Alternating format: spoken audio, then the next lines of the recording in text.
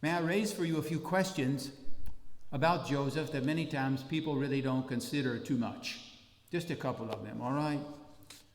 First, how old was he when he got married? We know about how old Mary was. We know about how old she was. She was a teenage girl, maybe 15 or 16 years old. But Joseph, we really don't have any idea. There are two schools of thought about him. We really don't know which one. I'll tell you what they are just real briefly, though. One is this, is that he had been married before, and that his first wife died. He had other children with his first wife. And then he, after his first wife is deceased, he marries Mary. That's one. In other words, Joseph was an older man when he married the teenage girl. The second one is this, and that is that Joseph had never been married before, that he too had made a promise to be virgin throughout his life, the same way Mary did, and that he would have married her at a younger age. That's my personal belief. But we don't really know. Next, how was it that Joseph and Mary ended up marrying each other? In other words, why did she pick him? Or why did he pick her?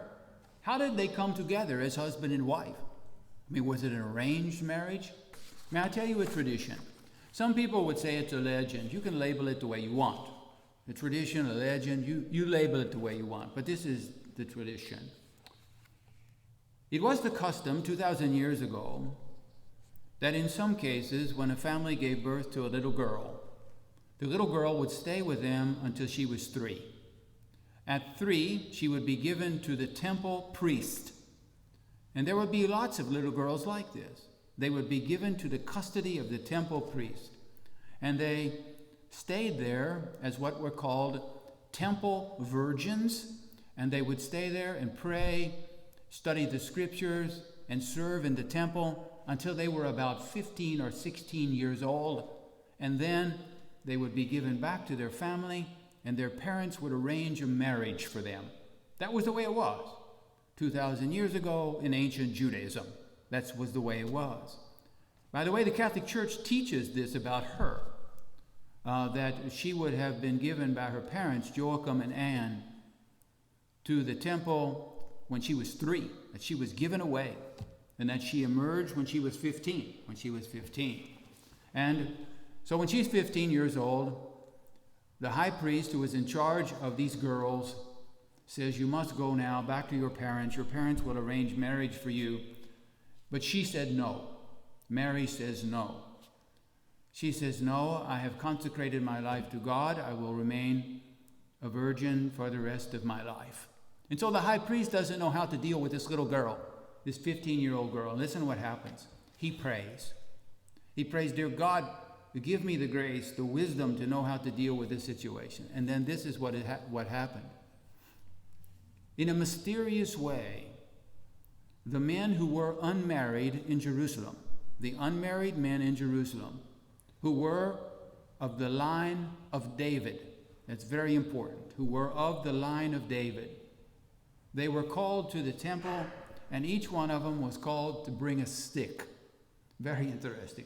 So you got unmarried men of the line of David in a mysterious way. They're called by God to come and to bring a stick. Bring a stick. And then when they got there, this is what they had to do. They had to take the stick and put the stick on the altar. And so Joseph, he comes and he puts the stick on the altar, and what do you think happens to it? It blossoms with lilies, and as a result of that event, those two marry. Look at the statue.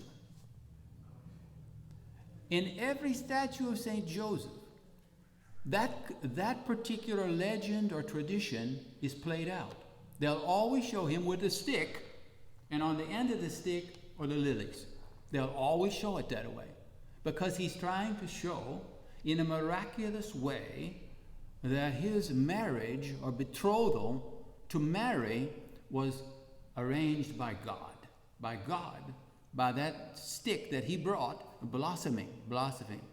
It's very mysterious. Also, the lilies on the end of the stick, on the end of the staff, they typically are a symbol for purity in one's life.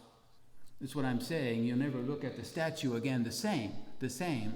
Always ask yourself, am I willing to be obedient to God no matter what he asks me? And is my life pure? Is my sexuality pure? But that's how the two came together,